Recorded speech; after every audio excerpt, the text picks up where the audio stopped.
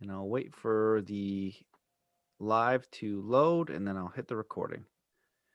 So we should be live on Facebook or YouTube. Used to be Facebook, but they deleted me there. Mm. Okay. There we go. All right. What's up, YouTube? Here we go. Let me hit the recording.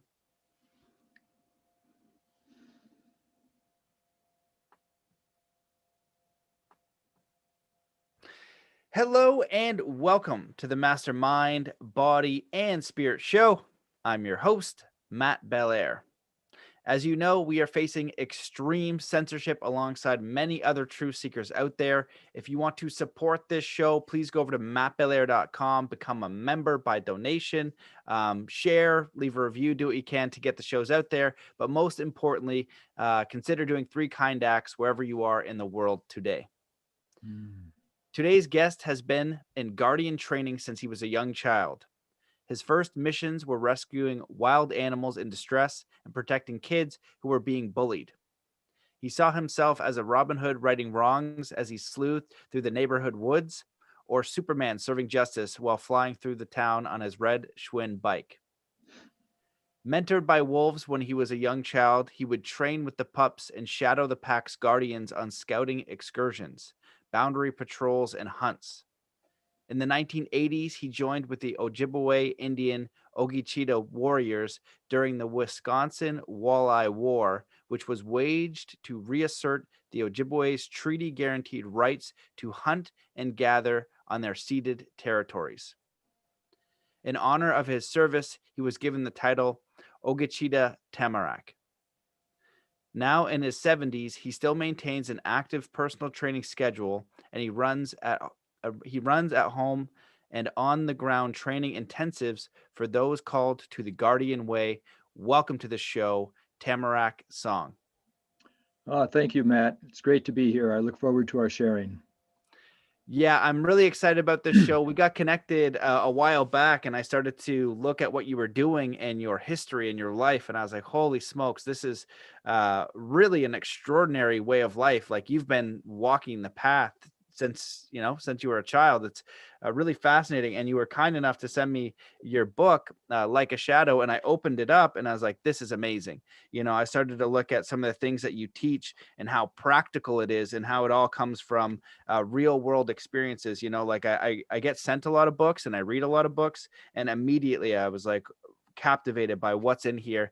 Maybe because I have a martial arts background, but it's clear that you've been walking the path for a long time. So why don't we begin with you just sharing a little bit about your background, like in how you got to where you are today and all the amazing things you've done. I know it's vast, but I'm really curious. I want to hear about your childhood and how you've kind of gotten to where you are today. Okay, yeah, I'd be glad to share, Matt. Just to let you know right off the top, if there's anything you'd like to explore more deeply, I don't mind being interrupted at all. I'd like to keep this as much a two-way sharing as possible. First of all, I have to start with crediting my mother. My earliest memories are of her taking me out with a little pink porcelain coffee cup. I was 3 years old and I had this little cup in my hand. And we went out to gather wild strawberries. And we passed a willow bush, and she cut off a section of branch and showed me how to make a willow flute by slipping the bark and running it forward and cutting a groove in the wood and slipping the bark back and making a flute just like that. And she grew up on an immigrant farm. Her Italian father came over from the Florence area of Italy. He was a stonemason, and they had a little 39-acre plot of land, and they raised 14 kids on 39 acres. So they had to do a lot of foraging and gathering for their basic survival. And it never left my mom. She grew up through the Depression on top of that, and they she talked about walking into the railroad tracks to go to school in first and second and third grade, and they would pick hazelnuts from along the railroad grade on the way to school so that they would have some food. Uh, and it was really a hard scrabble life. And after that, there was the boom, the economic boom after World War II. She got married and settled in the suburbs, and the typical story back then. for white middle class people anyway. And her way of life never left her though. She still went out gathering berries in the summertime and gathering nuts in the autumn and scavenging from the fields after the farmers harvested their beans and peas and beets. And she's 92 years old now and she's still at it. It's just great. So I have to credit my mother with my direct connection to the means and ends of my existence, with having this strong reverence for the earth, and this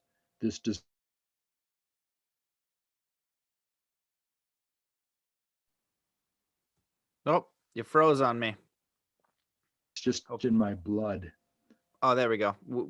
You froze on me just for a second there. You froze at when you talked about the strong reverence for the earth. Yeah.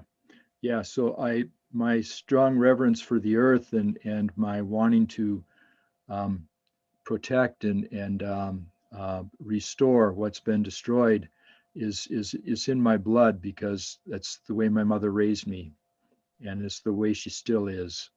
So I just have this deep respect for my mother, and from there, my dad came home one night from work, and he brought he picked up a hitchhiker who turned out to be a Native American, who I call Indians. They don't like being called Native Americans because they don't consider themselves Americans.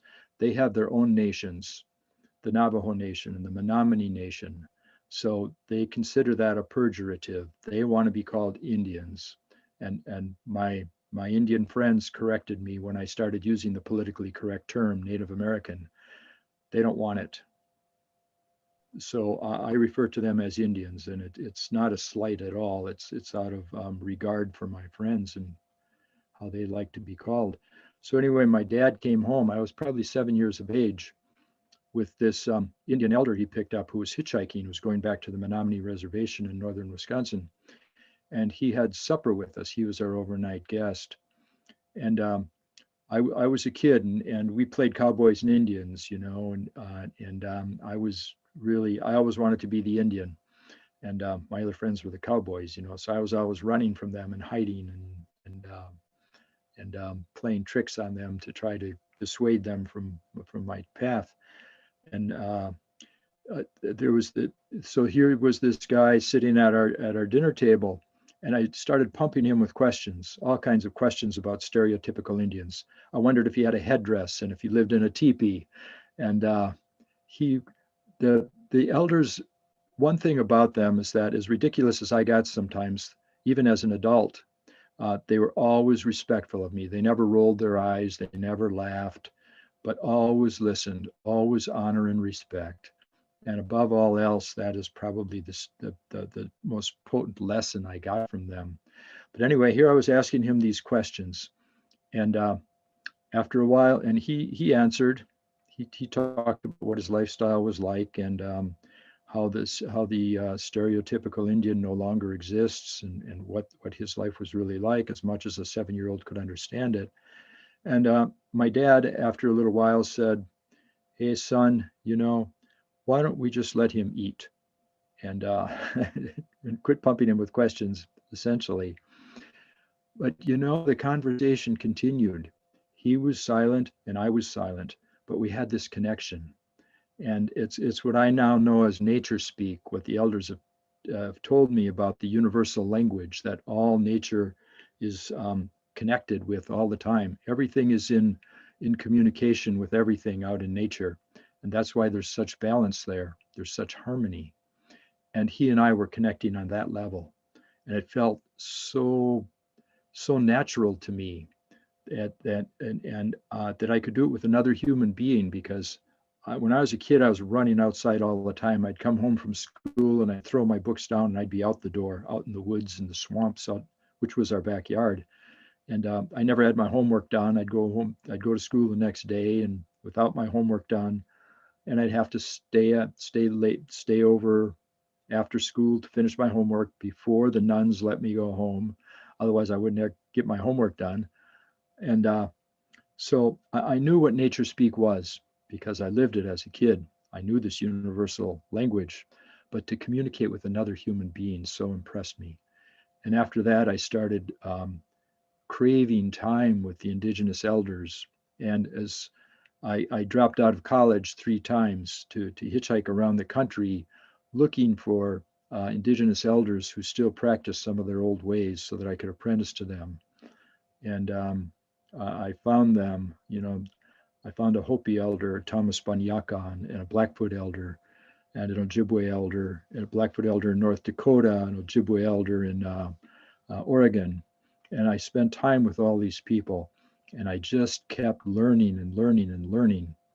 And the real beauty of it is that I was learning, of course. I was all ears, I was listening.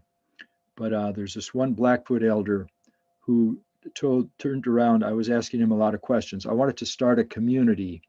I wanted to live the old ways again. And I wanted to learn what it was like to live in community in balance with the earth and be essentially return to the hunter-gatherer way of life. And this one elder turned around to me and he said, Tamarack, when you're talking, you're just repeating what you already know. And when you're asking questions, you're asking what you think you should know. You would learn a lot more if you would listen. And he was very respectful about it again, but it just hit me and I felt ashamed. I felt this flush in my face. And it was also the flush of awareness because I realized what he was saying. When I listen, I learn. When I talk, I'm just repeating what I already know. Whether it's a question or an answer, it doesn't matter. So I started listening. And that's when I really started learning. That was my awakening, you might say, my first step of awareness. Because without awareness, nothing's possible. So that's my background in a nutshell. That's amazing. I've also studied with several Indigenous elders. I would always say Native American. Nobody corrected me on that, so I don't know. But I was also telling you before the show, my now friend David Lombert Senepas is a Mi'kmaq, and I first introduced him as a Micmac. He's like, "That's a slander," and I was like, "Why didn't you?" I was like, "Why didn't you correct me? I didn't know that." And he goes, "I didn't want to correct my friend." And I was like, "My goodness, like I don't know that. I don't know that." But I learned so much from them. David Lombert, Clifford Mahudi, and also Carlos Barrios. And interestingly, they all had a 20,000 year history. And sadly, what I learned was that a lot of the elders don't want to share because of the history between us is not good. And so I guess there's a lot of different ways we could go with this, but I would love for you to talk about, your book a little bit and what it means to be a guardian warrior, what it means to connect with the earth, because we are living in such trying times right now. And I told you before the show, I was like, I've always valued elders, like in Native American culture was always something that resonated with me because it was in balance with life. And they really valued community. And it wasn't about just the meaningful pursuit of physical material objects with no soul or substance, right? It was more community and nature based, and it seemed to me based more on spirituality, on higher principles. And I would just love for you to either talk about your book or some of the things that I just kind of covered there and what you learned from your teachers. Yeah, I'd be glad to. The title of the book is Like a Shadow, which says everything to me because we see ourselves as the pinnacle of evolution. We see ourselves as separate and distinct from everything. There are humans and there's nature. We've separated ourselves. And from Indigenous perspective, there is no distinction because our nature is nature. There is no way to separate ourselves from nature. In Indigenous languages, and I've studied the Ojibwe language particularly extensively, there's no word for nature because there in pre-contact times, nature was all there was. There was nothing separate and distinct from it, so there was no separate word for it. They lived in nature, and their nature was nature. So what I learned from them was how to be, not how to do so much, but how to be.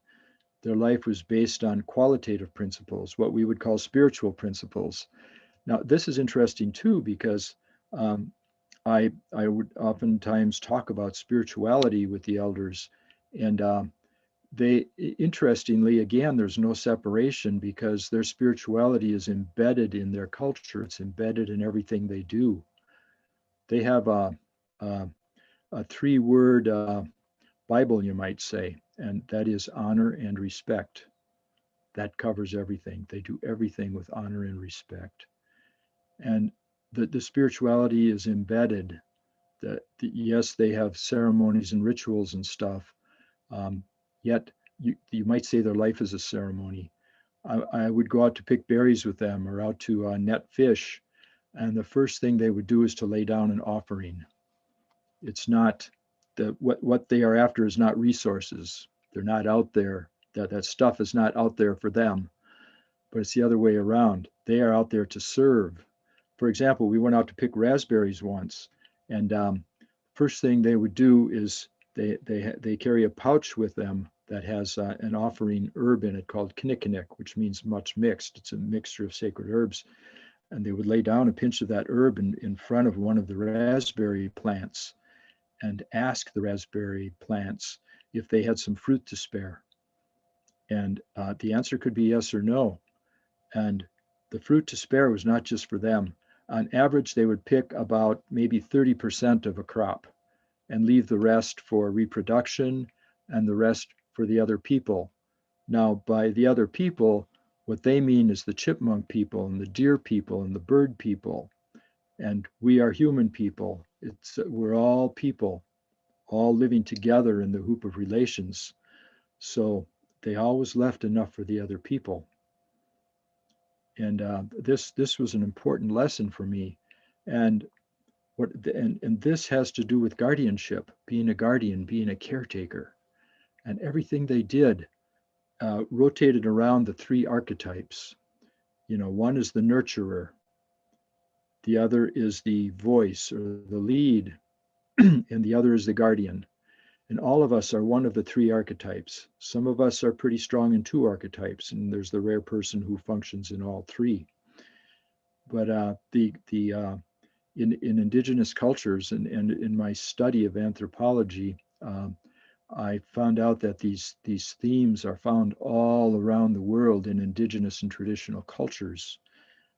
There are the guardians who train in guardian skills, which are the skills of being like a shadow, of being unobtrusive, of being all aware, listening, hearing, seeing everything around you, and functioning in the background, always being there, but not being present to the point that you are going to be obtrusive or that you are going to be noticed for what you do. Because as soon as you're noticed for what you do, you become a target. This is really important. Nobody notices shadows. A shadow just follows along behind you, right? Everyone has a focus on you, not your shadow. So if I can shadow something, I'm right there. I'm right in the middle of the action, but nobody notices me. So that's why I chose Like a Shadow as the title of the book, because that has everything to do with guardian training. Everything we do is about stealth. It's about presence without being obtrusive, because then I can be fully effective and functional because nobody's noticing what I'm doing. Nobody's taking any energy away from me. I have my autonomy. Shadows move effortlessly across the land. They move silently. They move unobtrusively. They touch everything. They notice everything, and they disturb nothing. And that is the essence of the guardian. Holy smokes, that's powerful stuff. I feel like the way most people live in cities would be the complete opposite of what you're sharing now. And I think that that's why we're in this mess that we're in, because we're disconnected from nature. And to get into the weirdness of what's going on in the world, humans are connected to nature. And what is happening is a massive disconnection from nature, Mm. in every single way through our technologies. And there does seem to be an agenda that you can go find and read to make us more artificial, take away that human spirit, that human spark, that natural way of life. I think that's our soul and our spirit and our connection to everything here, and where we derive our power, where we derive, our humanity. And so maybe you can share some of the principles you talk about in the book, because I think a lot of them are applicable to everyone. You go into mindset and the driving force, being of service, which is obviously incredibly important. And maybe you can go into some of the guardian training that you teach, and how this is a lot, a lot of questions, so pick at what you wish. But also, how does someone apply this when they're in the world, right? We're in the cities, we're not maybe taught or trained how to live in this manner, but we want to transition and start to apply these principles to our life. Mm. Yeah, I think where I'd like to start is by looking at how we function in this world. We in our domestication, and we all became domesticated as children. We were born wild. We were spontaneous beings, fully present, fully engaged, fully empowered, and we gradually learned that it's not right to just be your spontaneous self. There are expectations of you. First of all, you can't run around naked. You got to get dressed. Secondly, you can't just say what you want to say. If you do, you have to say it in a way that's palatable to other people. And you say certain things to certain people and certain things you don't say to certain people. And you're not entitled to your own feelings. There are good feelings and there are bad feelings. Uh, and you are not entitled to following your own instincts. There are expectations placed upon you. You're going to be going to school, and you have to learn this and this and that in order to become this and this and that in order to function in this society as it's set up. So there's this conditioning process that denies and suppresses who we are as unique individuals. We all have a special gift to gift back to our people. We all have a special role to play, and most of us have lost touch with that. So the first aspect of training, of guardian training, is to realize that training is life and life is training.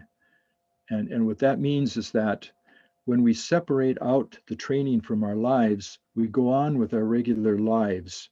And then we have this special time for training, and then we go back to life. Well, our minds don't work that way, because we have these neurons, these neural receptors that join and connect, and we become creatures of habit and pattern. It's action and reaction. When there's an action, we are conditioned to react in a certain way, and we do that automatically. So when we're called to serve as a guardian, we fall back on these patterns, these conditioned patterns that are hardwired into our brains. And this is why the training has to be a part of everyday life, because we have to break out of these patterns and rewire our brains to function in the way that they are intended, so that when there's a crisis, when there's an emergency and we step forward, we automatically slide into this mindset of serving and being spontaneous and being fully engaged with our intrinsic powers, rather than falling back on these old patterns, which are the opposite. So there's a real easy way to train that we can do all the time to break these pattern behaviors. 98% of what we do is conditioned responses. It's pattern behaviors. The way we talk, we use the same 500 words over and over and over. The way we act, watch yourself when you go up a set of stairs. You always lead with the same foot. Watch yourself when you eat. I bet you always eat with the same hand. On and on and on. Nearly everything we do is a pattern behavior. And it's so easy to train by just breaking these patterned responses. Eat with your opposite hand. Get up at different times in the morning. If you're always setting your alarm for 6 o'clock, you're conditioned to get up at 6 o'clock and go through your same routines. Brush your teeth with your opposite hand. Instead of when you meet your friend and you always say the same, oh, hi, how are you? How are you doing?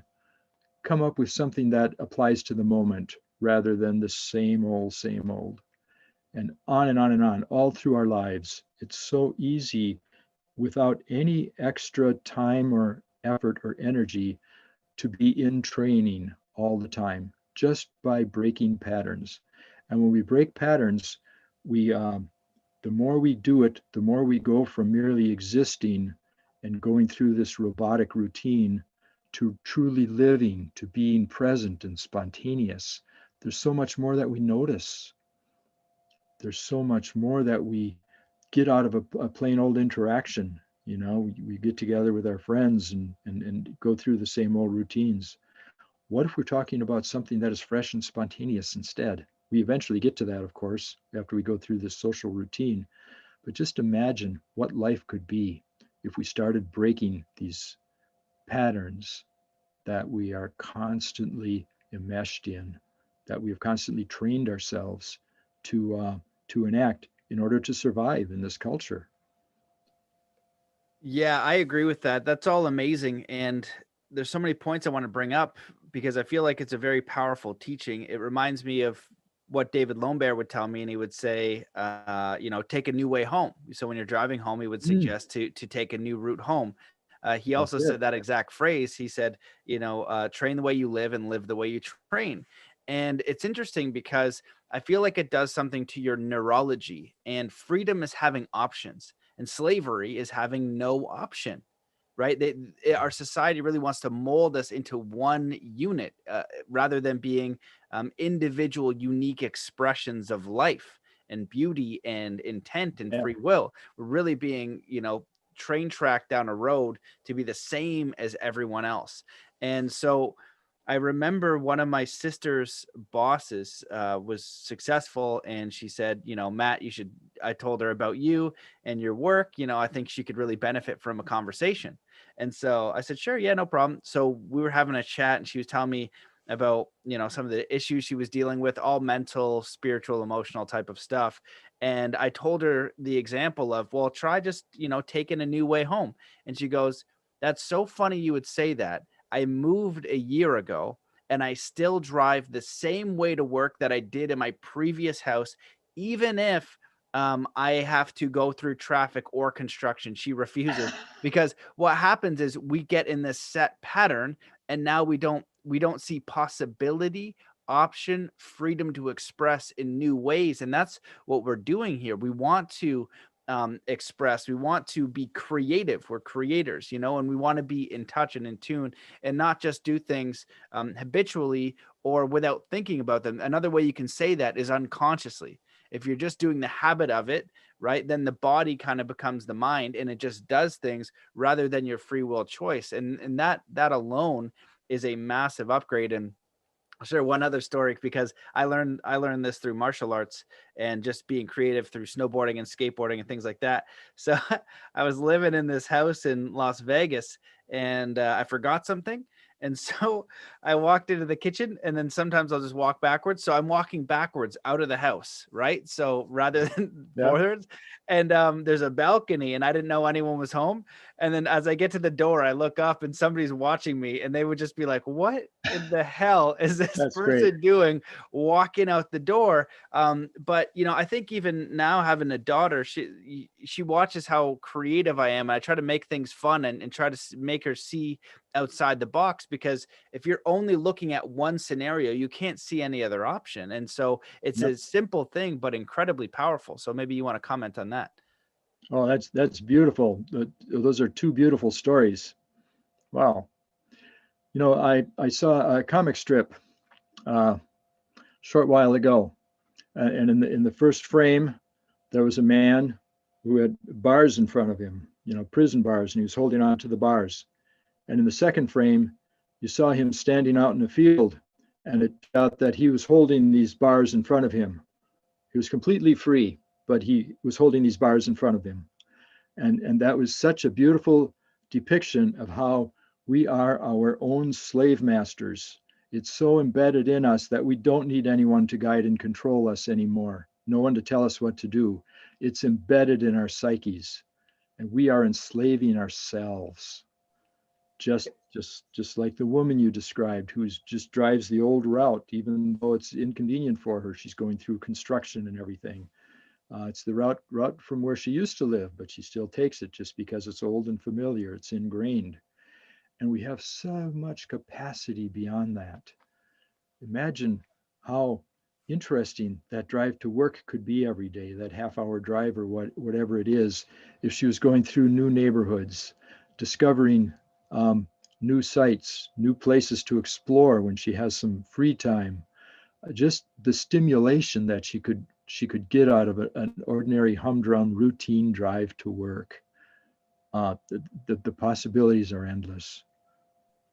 Yeah, and when you said that, it reminds me of the example of how they train elephants. And so when they're kids and babies, baby elephants, they chain them down, right? And they put the spikes deep in the ground, so they try to break the chains, and they're unable to do it. But then they grow into adults, and they're just putting something soft there, or like a chain that they could easily break, but their conditioning is set in, Yep. so they don't Mhm. even try and leave. And I feel like that's the example of what's going on in the world today. And what that also creates is, it's creating slaves on purpose, because whatever, daddy government says to do, or whatever something external says, this is what you're going to do, then you're going to go do that. These are the options we're going to give you.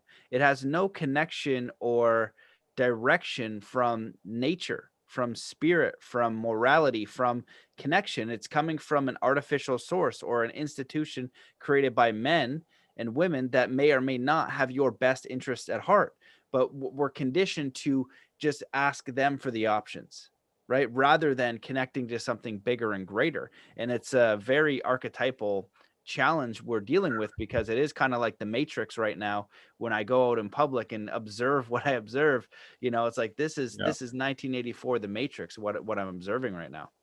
yeah, you bet, you bet. Well, you've got a beautiful metaphor behind you there with the white wolf and the black wolf. And there's the dichotomy, the white and black, and how we've separated things between uh, nature and civilization, right and wrong, black and white, all the way down the line, um, uh, sin and grace. And the white wolf and the black wolf are members of the same pack. And there are the gray wolves. They're all there's the whole rainbow of colors there. And they function as organs within an organism. And each organ is vitally important for the functioning of the pack. Just like the organs within our bodies, my lungs are no more or less important than my heart or my liver. They all depend on each other. There's this beautiful synergy that's formed. It's not just black and white, and no one uh, no one component is more or less important than the other, and they all rely upon each other. And there's the beauty of the clan knowledge there. If one pack member notices something, the whole pack notices it because of this intuitive communication they have going on. So imagine what potential that holds for us if we came together again in trusting, caring groups. We came together and lived as clan the way we are originally intended. We are clan people. That's the way we evolved.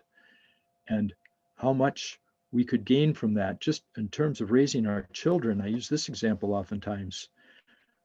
What usually ends up is that we have an isolated nuclear couple, and nowadays it's oftentimes just an isolated individual trying to raise a child or two or three children. And the total responsibility of that child is on one person. And it's not just that child only has the example of one adult or maybe two adults, and that's not natural. Children need a variety of adults for the example and the inspiration they can gain. and they need a variety of children in their lives too, and not just a peer group. What do? We separate our kids. All the first graders are together, all the second graders are together, and all the third graders. That's not natural at all. In an indigenous village, you're going to see all the kids playing together, from babies all the way on up through teenagers. And you have the young children who are looking up to the older children for example and inspiration. And you've got the older children learning how to take care of the younger ones. And they've got a separate culture. The children's culture is separate from the adult culture, and the kids pretty much take care of themselves. The adults just have kind of a watchful overview on the children to make sure they don't get hurt or something. But they just run around like a pack of wolves essentially. And this is how I learned. When I was a young adult, I lived.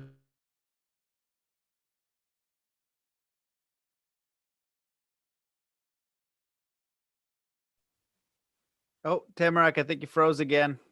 Oh, there we go. You a brief freeze. You said when you were a young adult, you learned from. Yeah, I learned from the wolves how to be a spontaneous being, because that's all they would recognize in me.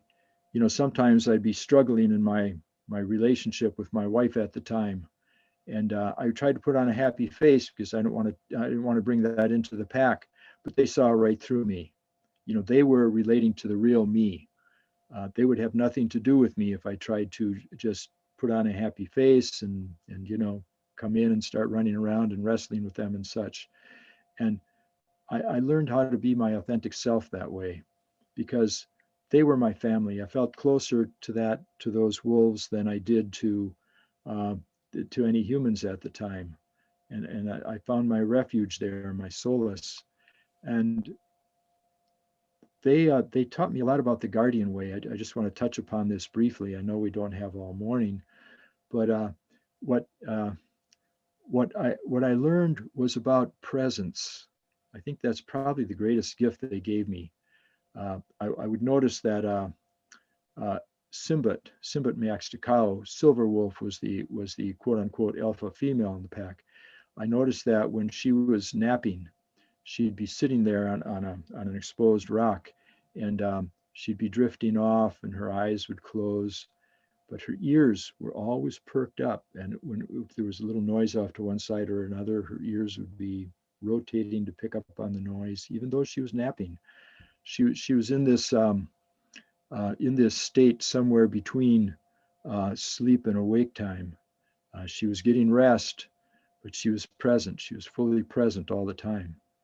And when we were playing, for them it wasn't play. They had the same games us kids have. Hide and seek and tag, and as kids we just naturally play these games. And this is actually training for the hunt. When they're chasing each other, and when we're chasing each other as kids, that's the hunt. That's prey and predator. We're training ourselves for the hunt. Hide and seek, the same thing. We're hiding and waiting for a prey animal to come along in order to pounce upon him or shoot the animal or whatever. And these were games for wolf pups, and they're games for human pups. Same games.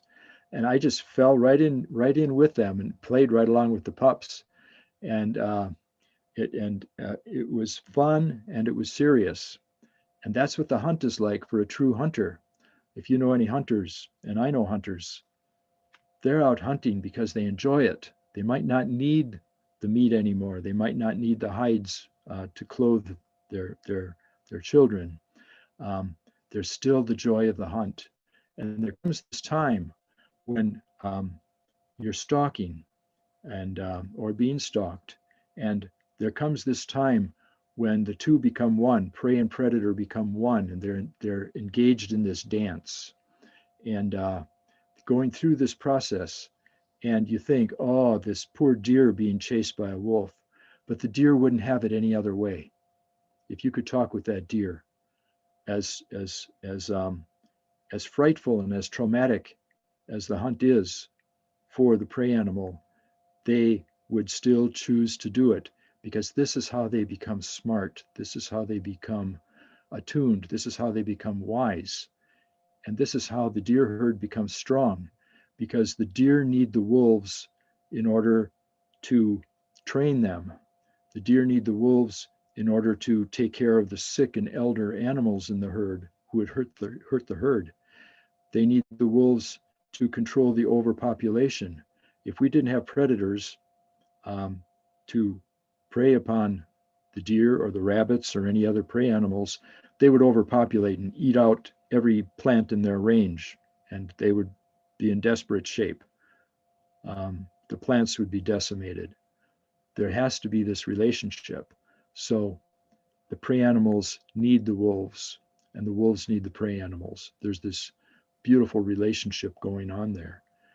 And the beauty of it, when I was out with the wolf pack, and we were near a herd of deer, the deer were perfectly relaxed with the wolves around when they could sense that the wolves were not hungry.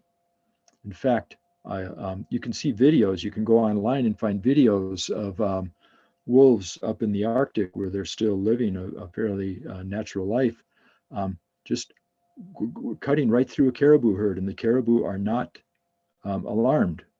The wolves are there, or the wolves are sleeping off to the side, and the caribou are there grazing. They're both right there together. No big deal. It's only when the wolves get hungry, then the caribou are alert, and then they start moving. So there's this beautiful relationship that we don't see, we don't know unless we actually live it. And we end up with this distorted view of what it's like to be a prey animal, and we think, oh, geez, these predators have got to go. Look what they're doing to our deer herd. Or, gee, I shouldn't eat animals because the animals have a right to live too. I'm going to be a vegetarian. Well, we have to eat the animals, or we're not going to have any plants to eat. And when we clear away a field to grow our broccoli and our carrots, we are destroying all kinds of animals and the habitat for animals. We are killing animals anyway, even though we are not directly eating them. There's this intrinsic relationship where plants and animals cannot be separated, or prey and predator can't be separated. And I think this is a very important lesson we have to learn in order to return to balance on our mother planet. Yeah, wow. Well, I agree with all of that, and I was a vegetarian for the better part of a few years, and then I started to do a more deep apprenticeship with David Lone Bear Senepass, and I would always ask the elders how they thought about eating and things like that, and none of them were vegetarians, and they kind of Clifford and David would kind of laugh a little bit, but they would talk about the balance. You know what I mean? Like they weren't laughing at the idea. They understood it, but they would have like amongst themselves of just being very aware of the balance, saying like, for example, when they released wolves back into, I think it was at one of the big national parks in the US, Yellowstone, possibly, they rebalanced the rivers. Everything started to get a little bit better. So there is this balanced relationship, and that's what they were speaking to. And in New Zealand, they have an overpopulation of bunnies. One of the friends Yeah.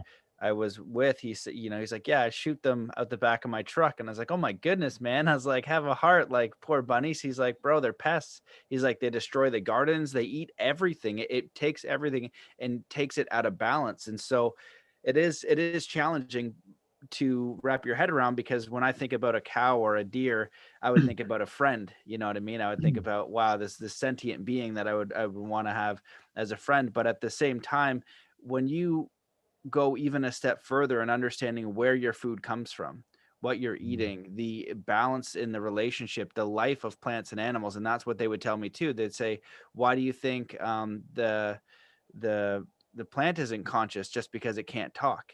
And I was like, well, I don't know. I never thought about that. I was Yeah. like, Yeah. well, because I don't know, because I know, the animal can make a sound and tell me it doesn't want to get eaten, right? It seems clear, but they say everything is life. It's all life, and it is in this balance. And so it's a challenging thing for some people to grasp. And I want to do the moral and ethical thing.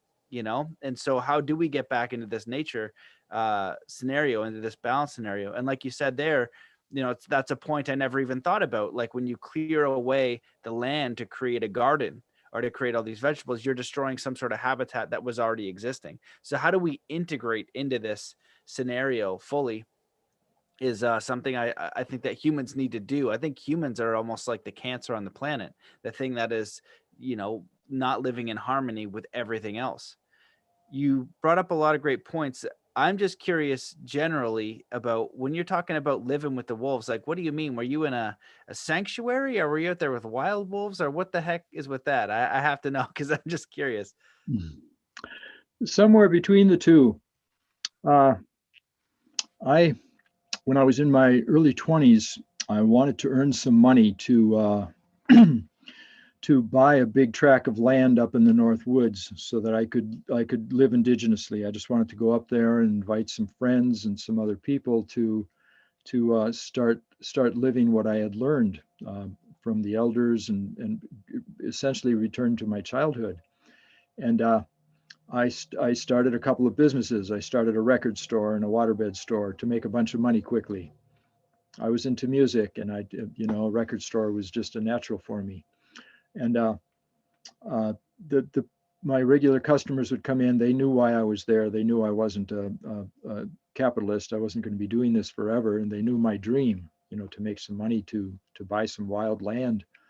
And one of my customers came in. He just came back from up north, and he said, "Hey, Tamarack, I was just stopped at one of these little roadside zoos up here in the North Woods, especially 30, 40, 50 years ago.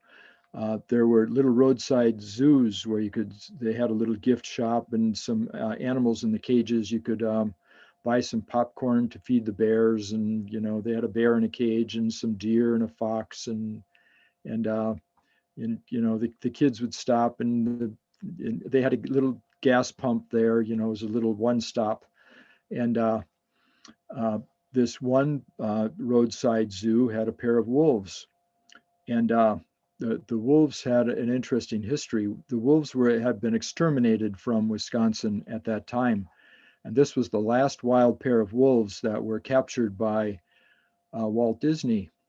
He did a an hour special on wolves called Lobo, and it was supposedly a film of a pair of wild wolves raising their pups. Well, what they did is they captured this wild pair and made a big fenced enclosure, and the pair had pups in the enclosure, and they filmed it. It was very misleading. They said they were filming a wild pair of wolves. Well, technically they were wild, but they were not in the wild. They were in this caged enclosure. And when they were done, they had nothing to do with the wolves, so they gave them to this roadside zoo. And they were in a little 8x10 cage. And I didn't know about them at the time, but this customer of mine came in and he said, "Tamarack, I just stopped at this little roadside zoo and to get some gas and uh, something to eat, and I saw there was a pair of wolves there with pups, and I thought I wanted to let you know about that." And I thought, first of all, it was alarm. Oh no, here we go again. This um, these animals being put in a little cage and being tortured. So I the next day I got one of my employees to take my place at the store, and I took a ride up, and Jim was the guy's name. He was the owner of the zoo, and he was really a nice guy. He told me about the story of where the wolves came from, and he took me out to see them. And here was the female. She was laying down in the mud in the front of the cage because the front of the cage was just mud. They just pranced back and back and forth neurotically across the front of the cage. It's all they could do. They had this boundless energy. And she was just laying there panting, and her breasts, her nipples were full of milk. Obviously, she just had pups. And I asked where the pups were, and he said, "Well, we've got them in the house." I said, "Really?" And he said, yeah, you got to take the pups away from the adults before they open their eyes. Otherwise, they're going to be wild. Um, you can't imprint them on humans very easily because they're going to relate to whatever they first see. So he took me in the house and he took me into the bathroom. And I said, I don't need to use the bathroom right now, thanks. But he said, no, this is where the pups are. They're in the bathroom. So he took me up to the bathtub, and there were 4 little wolf pups in the tub. Their eyes were just opening. They were 11 days old.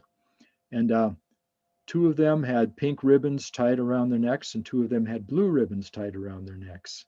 And he had 2 daughters, 9 and 10 years of age, and they were bottle feeding the pups, and they were their cute little teddy bear pups, and they had them all decorated with pink and blue ribbons, for the males and females. And I asked, well, what's going to happen to the pups? And Jim said, well, I don't know, because we're leaving this.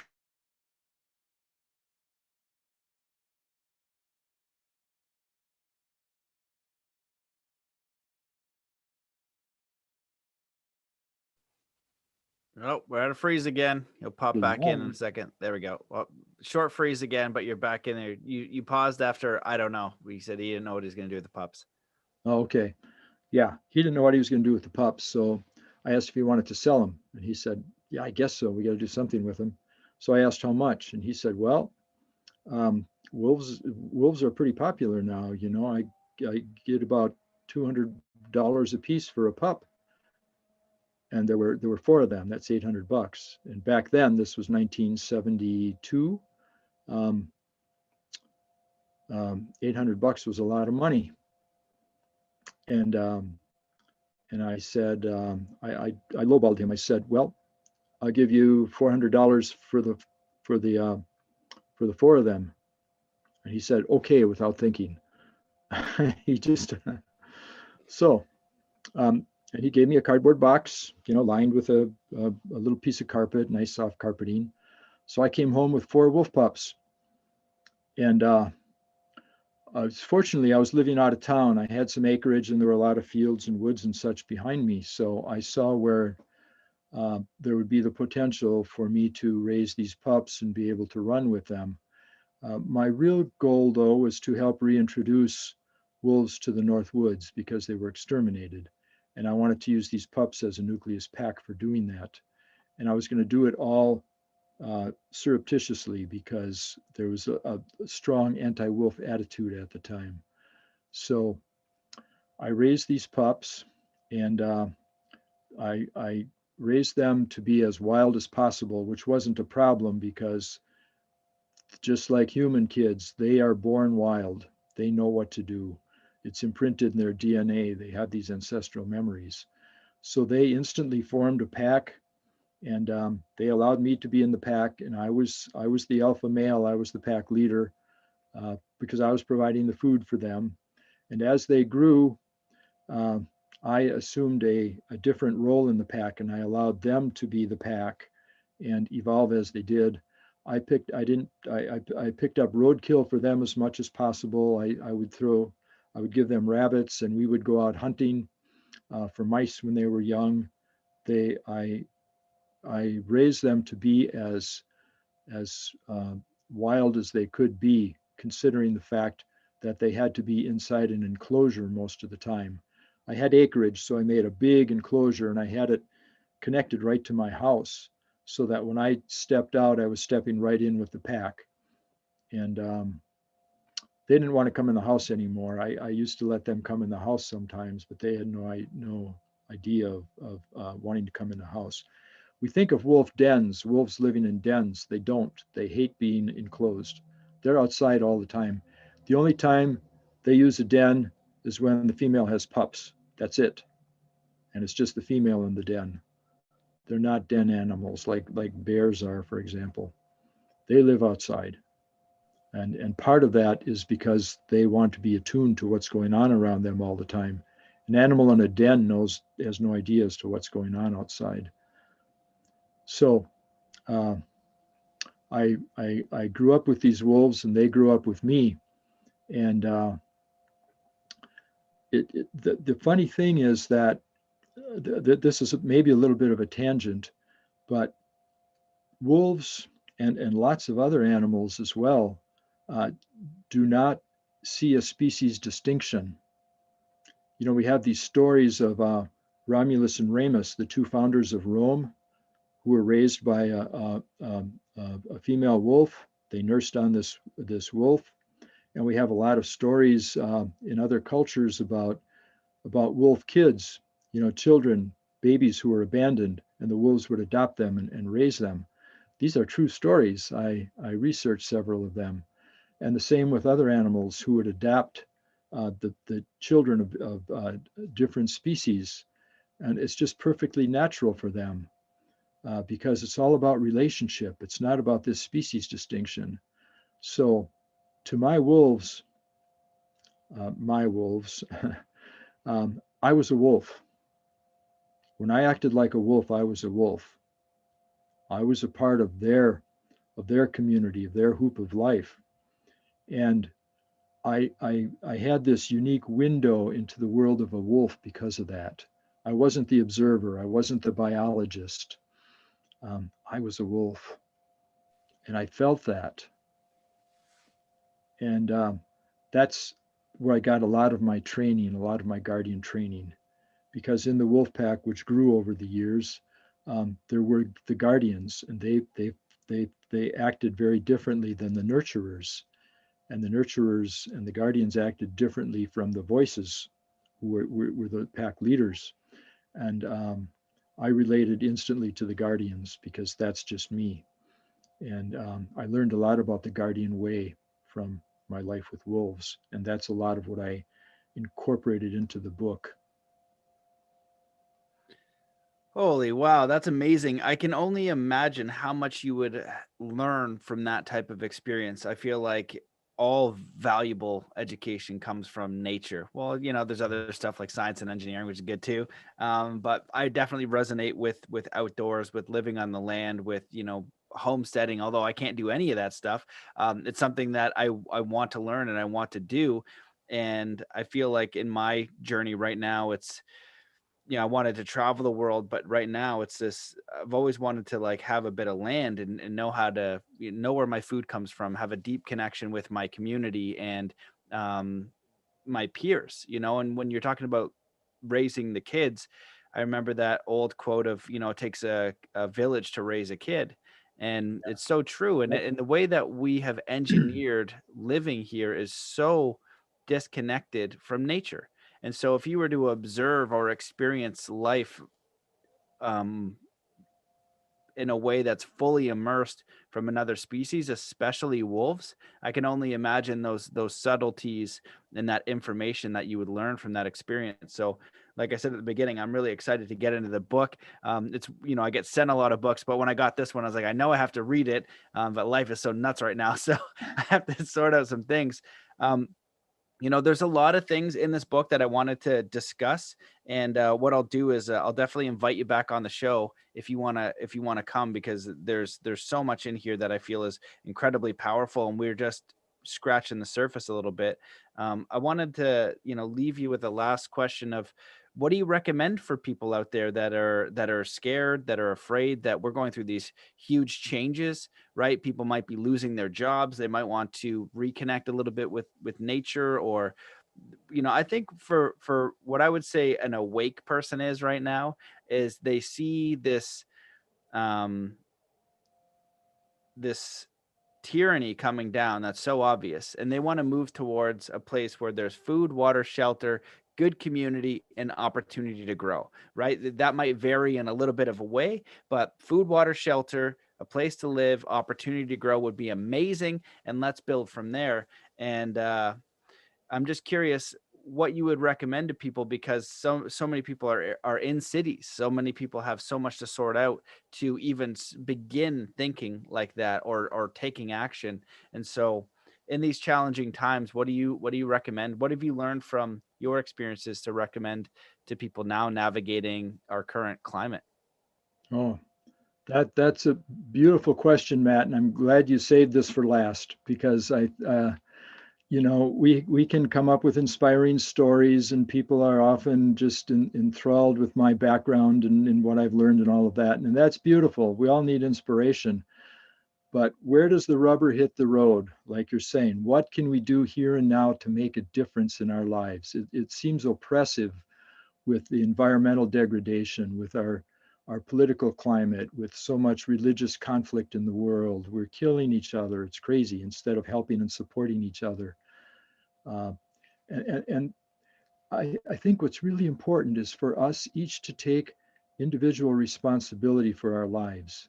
And that doesn't necessarily mean dropping out and moving out somewhere to start a community or homestead or whatever. There's no way that our population as it exists now can do that, because we would destroy the rest of our planet right away. We cannot do that. But there is so much we can do right here and now where we're at. I'll give you an example. I have a friend who lives in the Bronx in New York, and on an apartment house 6 stories up. And she writes a nature column based upon what she sees in the Bronx. There are coyotes in New York City. Most people don't know that. There are raccoons. There are foxes. There are bees and ants. Um, she lives on the 6th floor, and there are a lot of people with balconies, and they have, their flower pots and their flower beds out on their balconies. She watches the hummingbirds come to visit the flowers, and the colony of hornets who are there, and all of the life there. There's just so much there, and the falcons and the pigeons nesting on the building sides of the buildings. They're, to the birds, these are cliffs. They're not skyscrapers, they're cliffs, and they just move right in.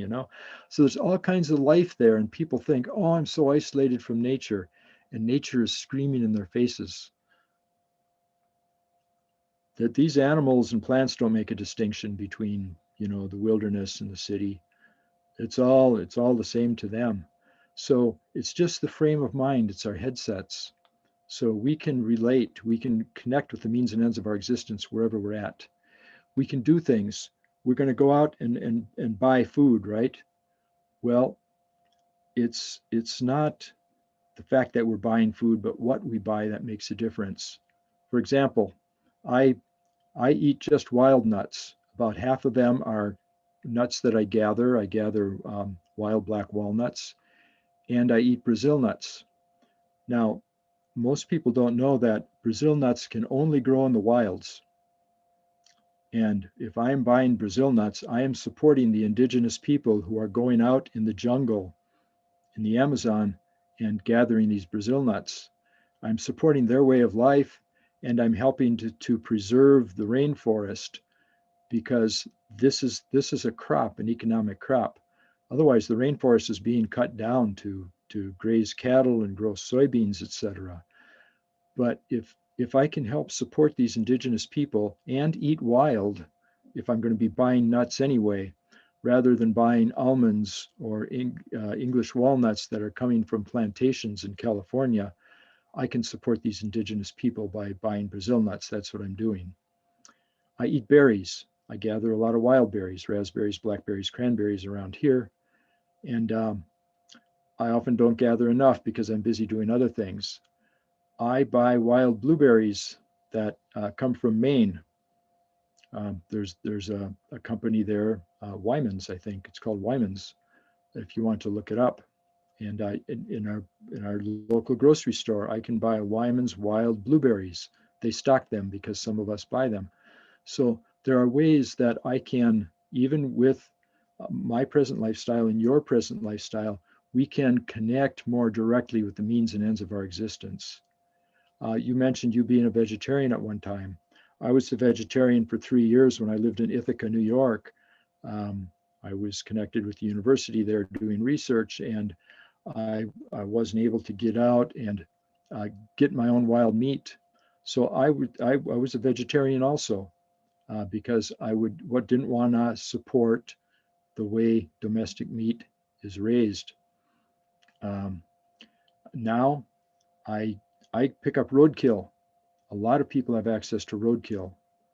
Not all the time when you're in the city, but when you get out in the country, or if you have a friend who lives out, we pick up roadkill deer, uh, raccoons, porcupines. It's better than organic because these animals are eating wild foods. Fish, I get all my own fish. I don't eat domestic meat. So this is a way that I can stay connected to the means and ends of my existence and support a life as sustainable, what I consider to be a sustainable lifestyle.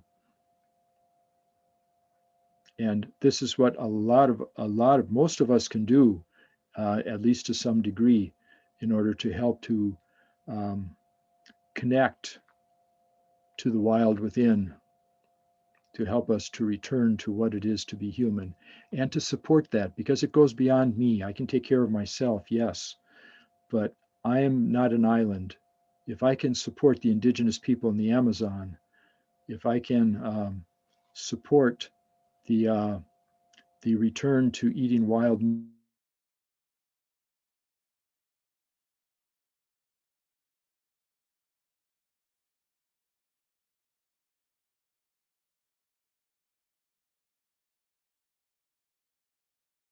I can notice the nature around me, even though I live in the city, and make those everyday connections. And the training. Oop, I think we're cut off. No, I got you. You did blank out for a second. Yep. You're talking about supporting the indigenous in Brazil, and then Yeah. And connecting with the animals in my area by picking up roadkill. It's something that's so simple and yet so profound because I am making this direct connection with the the deer people and the raccoon people in my area. It seems to be an odd form of the prey predator relationship, but there it is. Cars are hitting deer. Um, it may not be a wolf pouncing on a deer or a cougar, or it may not be me with my bow and arrow killing that deer, but that's secondary. There's still that relationship. There's that prey predator connection, and that's what's important. Forget about the judgment, forget about how it's happening. The important fact is relationship and the fact that it is happening.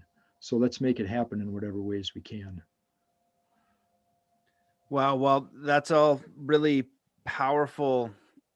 I don't know if powerful is the right word. It's the only one I can think of. I just think about the taking individual responsibility for our lives because there is always something we can do where we are. And, getting out of the city and homesteading and all that kind of stuff is not going to be an option for most people, Mm. right? So there are ways in our communities, in our cities, to get connected with where our food comes from, right? Even your local farmers and how it's being produced, whatever the case is. If you live in a city, just probably anywhere between 15 and you know 30-40 kilometers, you're going to find a whole bunch of farms and things like that where you can connect to many different options for making a difference, and then also the perspective of how you live your life and integrate with your community and nature and quality of life and all of that kind of stuff, because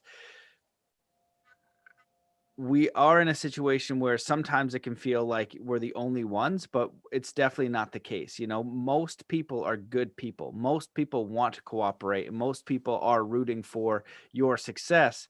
And if we can find those people and connect with them and start looking at the little things, these little ideas here and there, and then we start to share them and really engage with promoting them and also just doing it actively with our dollar or with our action, we can change anything, right? So even with all the tyranny that's going on, it's just like, it's agreement. You just stop agreeing to that, just go shopping, figure out where your food comes from, in what ways can you integrate yourself and your family into nature, right? Supporting good causes and all that different type of thing. The nature column in New York, like that just blew my mind. I never even thought of like, what kind of nature are you talking about? And so, yeah, nature is always there and nature always wins. And so the better we can integrate with it and harmonize with it, we're going to have a better experience of life.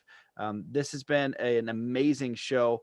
I definitely want you to come back if you will be willing, because in the back of your book, you've got definitions of, mental mastery and all these things I want to get into, and mission training and just very practical stuff. And I love practical education. Like you said, when rubber hits the road, what do we do? Right. Philosophical ideas are great. Spiritual ideas are great. Spiritual principles, all that stuff is great. But what do we do? Right? What do we put into action to create a result that is beneficial to our environment, to our friends, our families, and communities? And so everything you put in there is very practical. So with all that rant, I'd like to just ask you, where can people find more about you if they want to dive into your book and your work and some of the training that you're doing as well? Okay, first of all, I'd like to suggest going on Amazon. I've got other books in print. There's one in particular I'd like to mention that has to do with what we were just talking about connecting with our food sources, with the means and ends of our existence. I've got a book out called Extreme Survival Meat, which covers how to pick up roadkill and how to determine whether it's safe or not, how to make pemmican out of roadkill, how to process fish, how to make dried fish, just real practical stuff that it's stuff you can use for your everyday purposes, and it's a great survival manual to have. It's only a 100-page booklet, and it's packed with information on how to use wild meat practically. And in order to find out more about the work that I do, there are a couple of websites. There's one, healingnaturecenter.org, and teachingdrumoutdoorschool.org. And you'll find a lot of information there. Perfect. Amazing. Well, I invite all the listeners to check out your books and your work, to check out the site. If you're in the States or in Canada and you want to go to one of the workshops, or I don't know if you do retreats or however you phrase those, that would be really great to get that type of training. So just thank you so much for coming on the show. I really appreciate everything that you've done and that you're doing and that you're educating on. And hopefully we will all figure out some incredible solutions together, because nature is all around us. And if we can harmonize with it, we will have a more beautiful and harmonious experience. Oh, thank you, Matt. Thanks for having me. It's been a pleasure sharing with you and your audience. Amazing. Well, thanks for coming on. We'll definitely stay in touch. We'll get you back, because I got to get into that mental mastery stuff and some of those things too, because I'm super curious. But for now, we'll leave it here. And thank you, everybody, for listening.